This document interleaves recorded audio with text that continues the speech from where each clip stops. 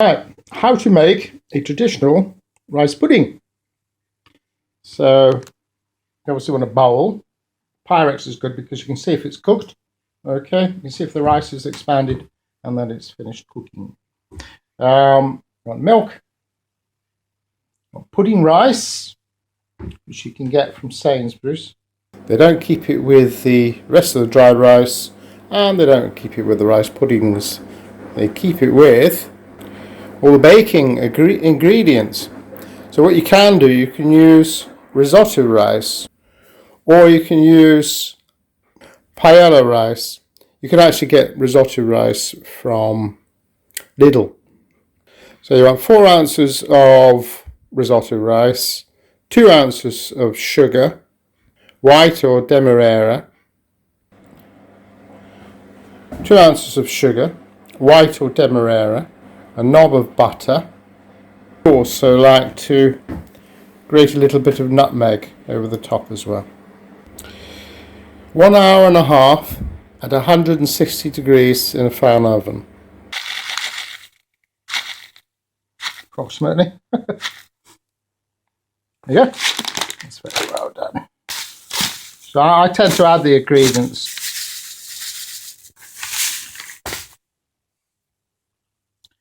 Some fresh sugar.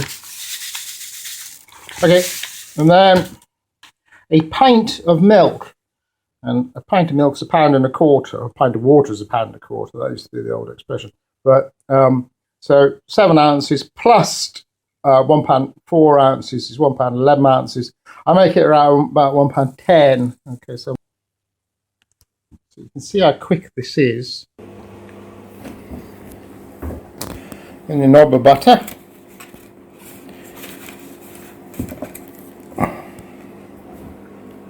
Don't need to mix it. It will mix in the oven. Convection currents, etc. One of my weapons of choice, a Waterpump-Pliers, very good for grating things, like nutmeg, so that you don't scroll your knuckles up. Okay, because it's obviously a very small thing. A thingy of nutmeg. Very good for Prosecco bottles as well. Be very careful, you don't want to pull the knob off the end. And also those tins of dog food where you have to pull up the top and sometimes the ring pull comes off. You can use one of these to help you. And bottle tops, of course.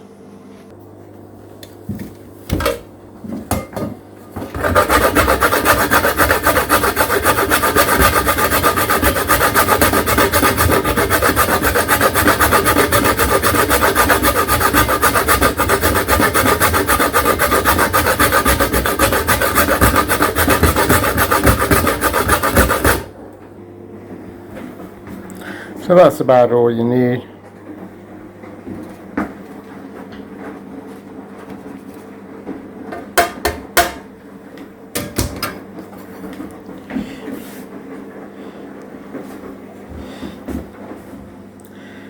Messy old job. Get rice everywhere and sugar everywhere.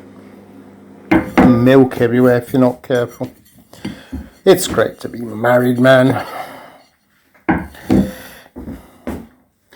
And then you get lumps, so what you can do, very unhygienic, is just blow it very gently, otherwise it goes all over the place.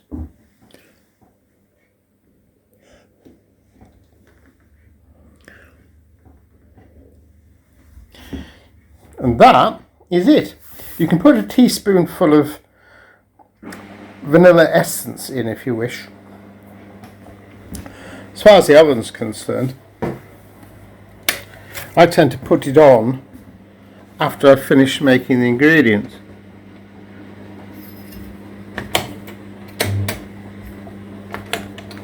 (160) for 1.5 hours.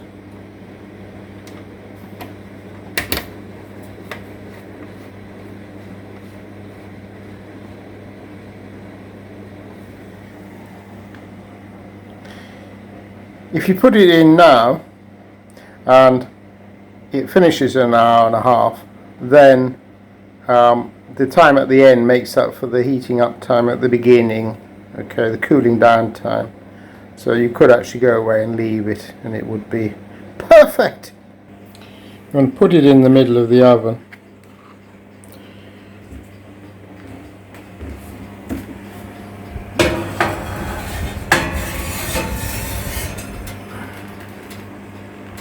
If you do it this way, put it in while the oven's still cold and take it out after the oven's cooled.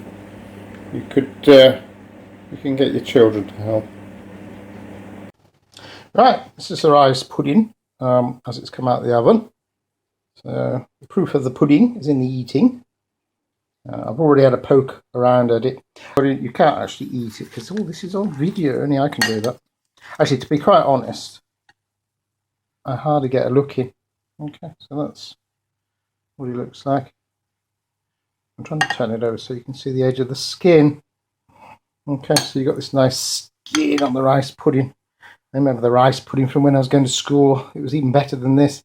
Not a lot of people liked it, but I really like traditional rice pudding with nutmeg. Low amount of sugar in. You can put jam on it. People put jam and treacle on it.